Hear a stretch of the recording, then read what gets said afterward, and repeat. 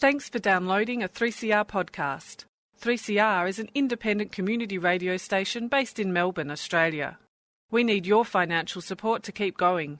Go to www.3cr.org.au for more information and to donate online. Now stay tuned for your 3CR podcast.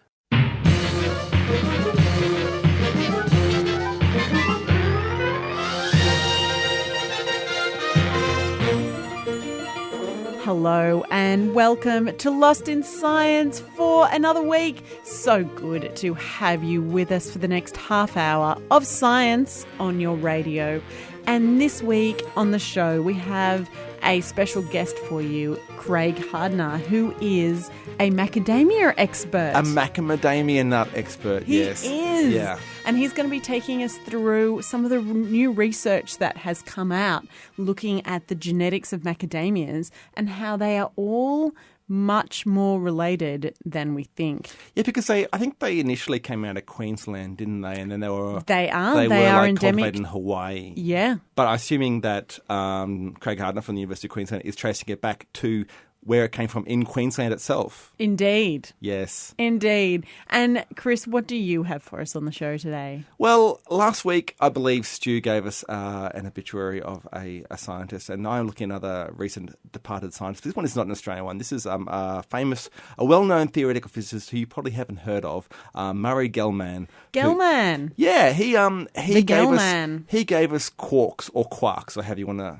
pronounce it. The fundamental particles that make up the nucleus, make up the protons and neutrons. So I'm going to have a bit of a look. Yeah, he is Quarkman, or Quarkman. He was his preferred pronunciation. So in his honour, we're going to call them quarks. But I'm going to talk about what quarks are. So basically, the fundamental structure of the universe. This guy gave us the deepest structure of the universe that we know of reliably. Wow, so that is pretty something.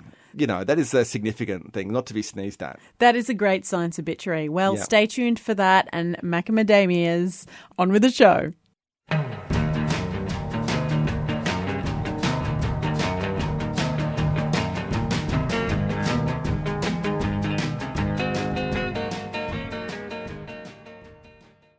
So as far as Australian native foods go, probably the best known product from Australia is the macadamia nut.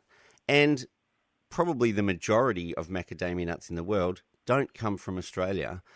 I've got on the line with me Craig Hardner from the University of Queensland, who's something of a macadamia expert, to ask him about some research that they've been doing into macadamia production and where the macadamias in the world do come from. Craig, thanks for joining us on Lost in Science.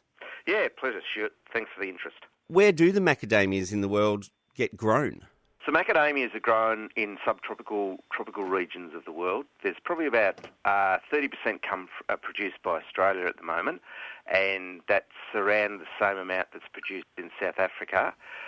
Probably next is Hawaii, and China is developing as a large producer in the next 5 years, and then there's places like Kenya, Malawi, Guatemala are also producers of macadamia. So how did we end up with a situation where other countries are growing our prime export bush food?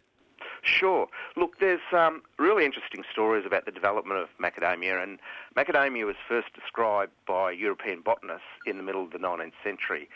Macadamia grows in the subtropical forests of southeast Queensland, northern New South Wales, and it wasn't until Queensland was really opened up for free settlement that botanists came through Queensland, and macadamia was one of the plants they discovered.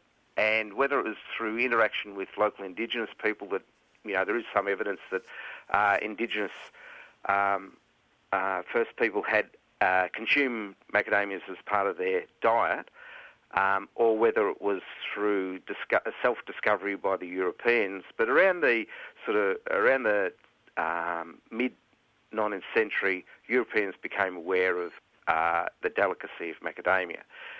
And it's probably because they were botanists, they were sent around the world, and there was some that was actually taken by an Irish immigrant that then went to Hawaii right at the very end of the 19th century, and then Hawaii in the early 20th century observed the delicacy of macadamias, and in the 1920s they really started up the first large commercial production of macadamia. And so that's where the industry sort of started as a commercial industry, and then through the 50s it grew in Hawaii, and then from the 70s to the 90s it's grown in Australia and South Africa, and now because there's quite a large market throughout the world, a large number of countries produce macadamia. So it is a subtropical plant. Is that a limitation on where it can be grown? Is it mostly grown in the tropics? Yeah, sure. As I mentioned, the countries that grow it are subtropical, tropical climates. I know that it grows down in Melbourne. There's a tree in the St Kilda Botanic Gardens, and there's a tree in the Royal Botanic Gardens in Melbourne. So it grows in temperate environments, but it doesn't really produce until you get subtropics and tropics. And then once you start getting into the harsher tropics, like on the lowland up above Rockhampton or Cairns area, then the high minimum temperatures are probably the factors that are inhibiting the production of macadamia in those areas. Okay, does that affect pollination and that sort of thing? Look, I think it's more probably the initiation of the flower. So a lot of crops require cooler temperatures to initiate flowers, or they require from my understanding, and I'm more a geneticist than a horticulturalist or a botanist, or a physiologist, but from my understanding they require some cooler temperatures or even high production of carbohydrates, which in stressful environments there's not as high production of carbohydrates. So it's just that, basically they don't grow very well in environments that have very high temperatures, and they also don't grow very well where there's frost. So that sort of gives you a fairly reasonable band where macadamias may grow. Okay, so this is also assuming, speaking of genetics, that the plants that people are growing all around the world are of similar genetic makeup. They're probably selected for their ability to produce in the places where they're grown. So, what's the genetic variation like in the actual commercial crops compared to, say, the actual wild plants up around northern parts of Australia?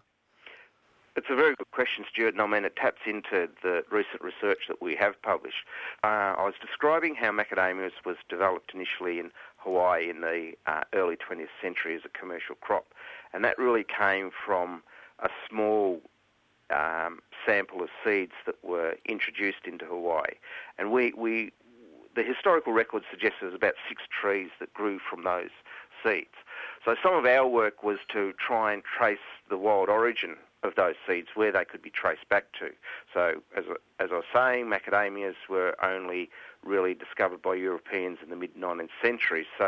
And they're a tree crop. So there's been not very many generations of breeding of macadamia compared to something like peach, which has got thousands of years of selection, or something like wheat, which is an annual crop, which even these days they're getting several generations per year for breeding. So it's a relatively unselected crop. So we looked at the diversity that's in the wild and looked at the diversity that's in the Hawaiian germplasm. And that's particularly because the Hawaiian germplasm is the predominant germplasm that's used in production in the world. I estimate about 70% of the world's production is from Hawaiian germplasm that was developed in Hawaii. That's probably a pretty rubbery figure, but all of that germplasm, the genetic diversity in that germplasm, traces back to a single population just to the southwest of Gympie. So this is an indicator that, and then, if we look at the diversity that is in the wild from the samples that we took, there's quite a lot more diversity than that. So that suggests that, at least from the main orchards that are producing macadamias, they do have a very low genetic diversity. They may not be adapted to some of those environments that are outside that small range. So we're kind of in a situation where the macadamias are grown where the plants are suited to, but those plants are selected to be suited to those areas. That's a reasonable circular argument. Yeah. Yeah, it was sort of trapped in a loop there. Yeah. So is there potential for looking to maybe look into the wild population to get more diversity and possibly expand the range where macadamias are successful as a commercial crop? Another good question. Certainly there is other germplasm of macadamia that has been taken to different environments. So there was a small, relatively cottage industry, California, and that was based on germplasm from a species called Macadamia tetraphylla, and that's from northern New South Wales. So Gympie is about 300 kilometres north of the border of New South Wales, where the material that went to Hawaii was taken from. But there was some germ plants or some seed.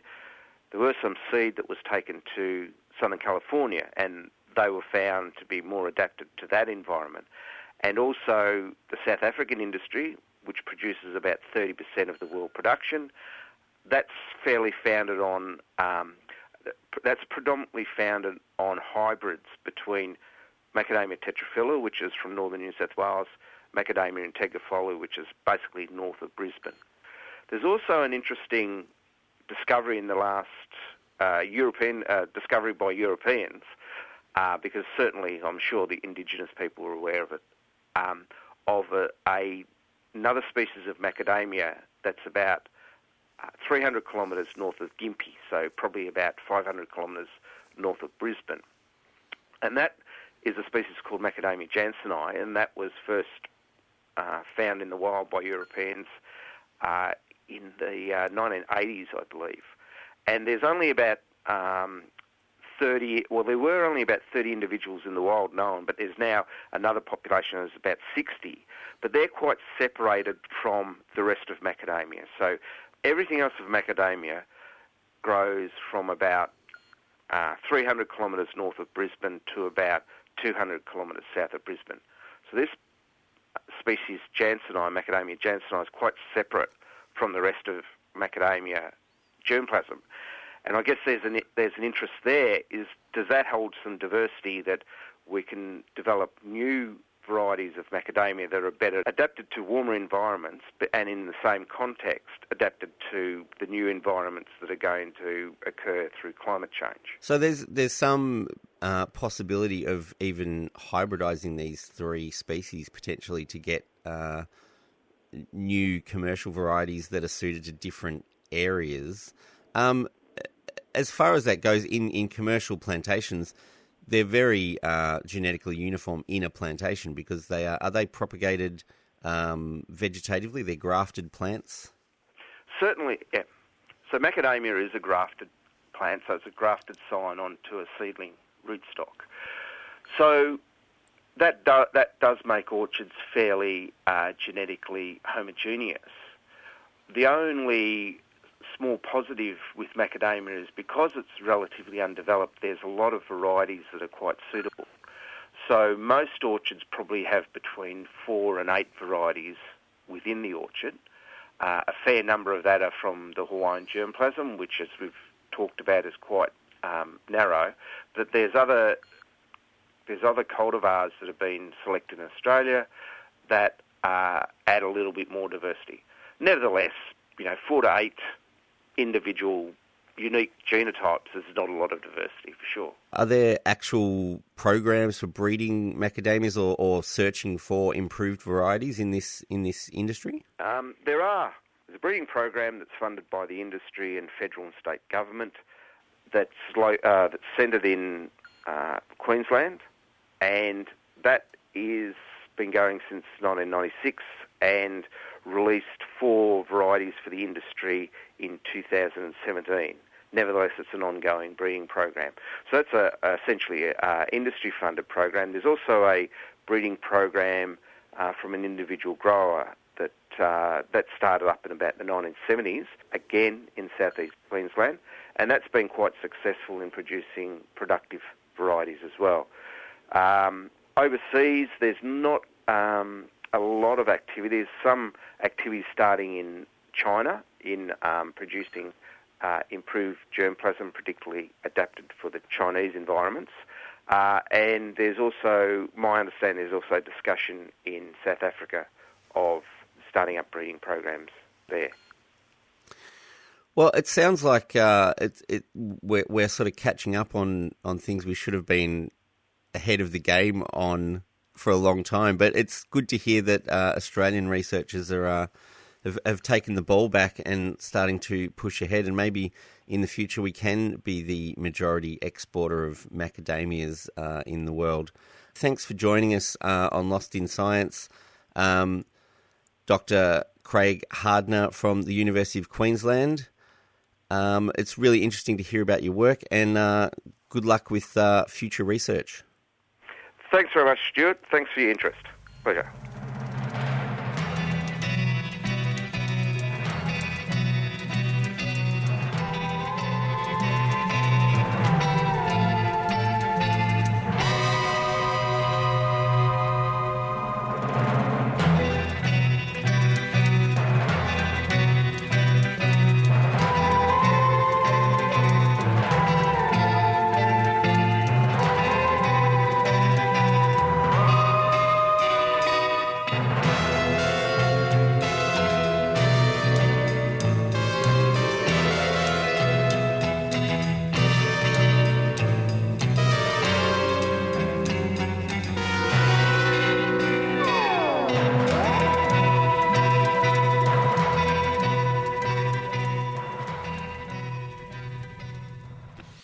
You're listening to Lost in Science. My name is Chris, and today I'm talking about theoretical physicist Murray Gell-Man. He died recently on the 24th of May this year, aged 89 years. So I thought good time to look back at him, and particularly what he did, because he's a physicist who gave us quarks. So I thought it's good to talk about what are quarks and what they do. How do quarks work? How do quarks work? Quarks work, yes.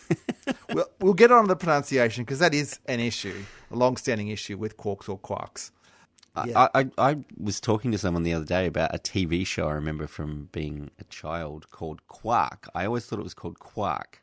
But it may be called Quark, but it was about a space garbage collector. I loved that show. Yeah, it was great. Show, yeah. It was a great show. But maybe that's probably thrown everyone off, because I'm pretty sure they pronounced that wrong the whole way through.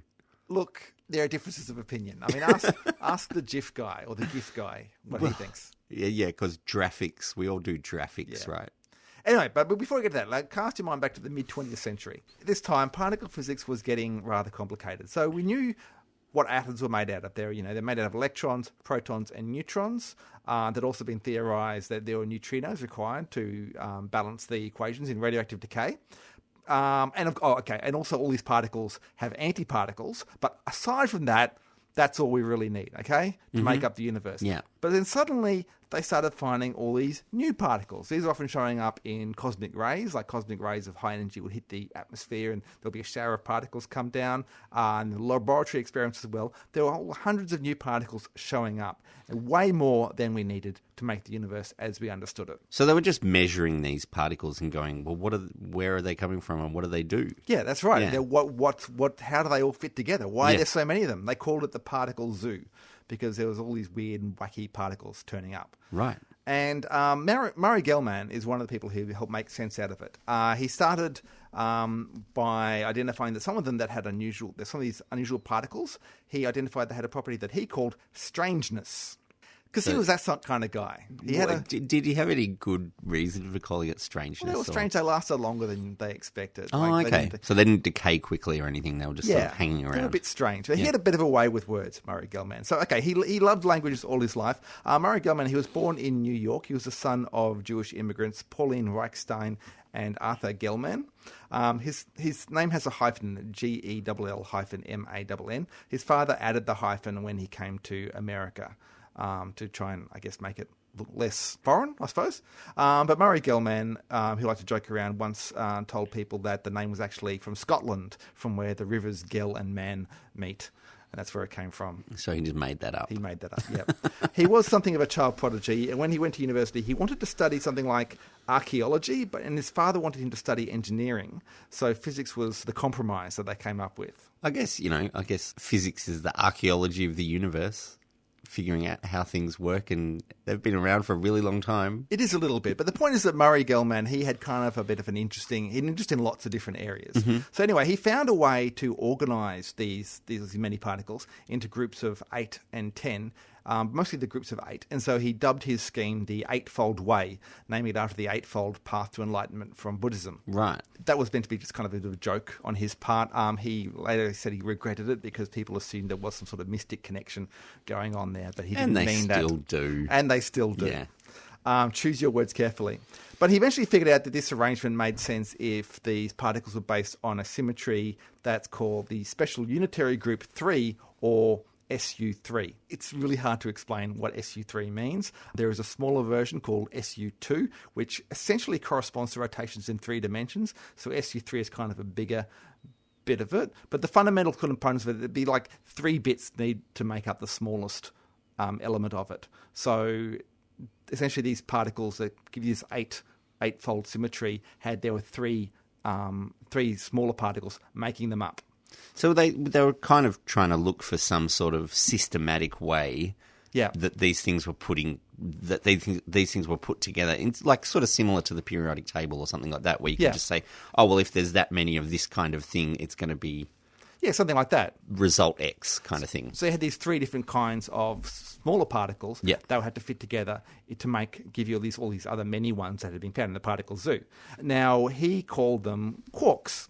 Now, he says he came up with when he came back to the pronunciation, he came up with the sound first. He liked the name quark. And then he needed a way to justify it. And he found a reference in James Joyce's Finnegan's Wake, which is the line, 3 quarks for muster mark, which makes you think it should be pronounced quark, and most people do think it should be pronounced quark, but he had this weird, complicated justification why it could still be pronounced quark, even though it looks like it's meant to rhyme with the word mark. He was that kind of guy. He didn't refer to the cheese, strangely enough, that's also called quark, but anyway. Is it quark or quark? I think it's quark. Cheese. Yeah. Okay. Many physicists pronounce the particles quark, though, so either is acceptable as far as I'm concerned. Okay. They were also... Interestingly, these particles were also independently proposed by another physicist, George Zweig. He called them aces, so it was nowhere near as exciting a word. But even so, they took a while to accept the idea of quarks or quarks, whatever you have them, or aces, whatever you want to call them, because one of the reasons is because to have, say, 3 of them making up something like a proton, which has a positive charge, you would need to have like a fraction of the charge of a proton on each of them. So it turns out that there's... Okay. Yeah, though it's quite it gets quite complicated. So it sounded a bit unlikely. But then there was experimental evidence for them. They had high energy experiments to probe the structure of protons and showed that they were made out of these smaller particles. They had a working title of partons, so it's another name for quarks is partons. But eventually people accepted. Yeah, these are the quarks that Gell-Man was talking about. Just to avoid confusion with Dolly Parton. That's right. Right. So the way it works is that protons and neutrons are made out of 2 types of quarks. They're up and down quarks. So protons are 2 ups and a down, and neutrons are 2 downs and an up. The strange particles, the strangeness that in certain particles that he came up with, that required another type of quark called a strange quark. Sorry, pronunciation again.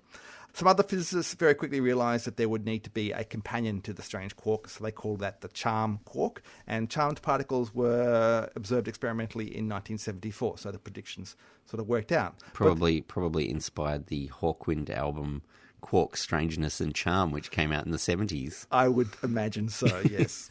So the quarks are stuck together with a force that is based on this SU3 symmetry, and there's particles that mediate the force that, carry the force between the quarks, and these particles are called gluons, another clever word that Gell-Man came up with. And this force this is a strong nuclear force. It's so strong that you normally can never have a free quark on their own. To free them, you really need to have very high energies to look deep inside the nucleus. So they're only free at very high energies at very small scales deep inside the nucleus. So they're not really free in that sense. It's all a bit strange. It's called asymptotic freedom. It's a mathematical thing. So you have your up and down, charmed and strange. Then eventually they figured out there would be bottom and top quarks. The bottom quark was discovered in 1977, and the top quark wasn't discovered until 1995. You said hark back to the middle of the 20th century, so it took him a really long time to figure this stuff out. Totally. And when I first started studying physics, the top quark hadn't been discovered yet, and there was this kind of worry that people had, what if it doesn't actually exist? Then the whole system won't make sense. Fortunately, it did turn out to exist, but it was that kind of thing of, what if this thing isn't real? It's just very, very heavy. That was the reason why it was hard to find. So Gell-Man, he won a Nobel Prize in 1969 for all of this work. Of course, he worked on other things other than physics. He founded a Complexity Institute, and which eventually began a project on the evolution of human languages. He was a keen bird watcher as well, and he won awards for environmental projects. But according to Wikipedia, because that's where I do a lot of my research.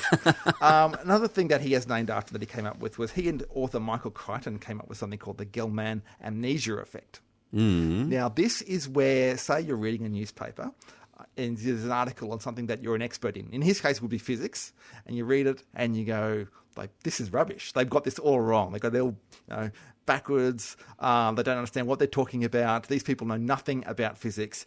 And so you shake your head and shake your fist, then you turn the page and keep reading the newspaper as if the rest of it is completely accurate. And you forget that they had got that other article completely wrong. Oh, so it's a way of overestimating the reliability of newspapers. Essentially. Even though you know for a fact that they get things massively wrong. When you read something you know about, you go, oh, that's all wrong. But you assume that they're right about everything else. That's an interesting proposition. It is an interesting proposition. Anyway, so yeah, Gell-Man, he was a bit of a smart ass, but he was genuinely smart. Pretty much gave us the deepest understanding we have of the structure of the universe that's reliable. So yeah, that's a pretty smart achievement. So valet Murray Gell-Man.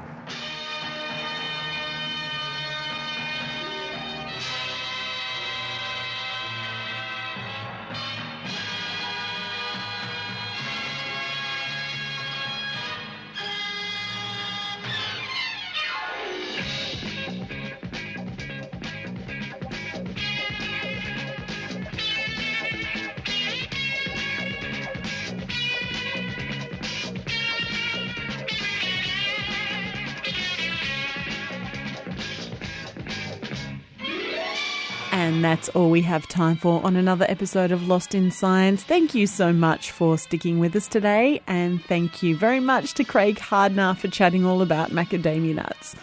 Lost in Science is recorded in the studios of 3CR and broadcast around Australia on the Community Radio Network with the kind support of the Community Broadcasting Foundation.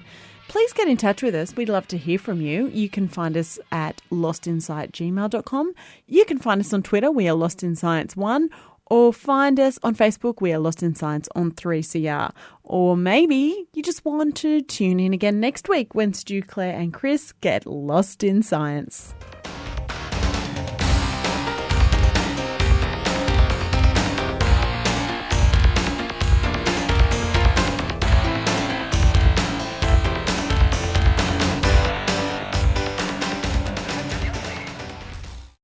Thanks for listening to a 3CR podcast. 3CR is an independent community radio station based in Melbourne, Australia. We need your financial support to keep going. Go to www.3cr.org.au for more information and to donate online.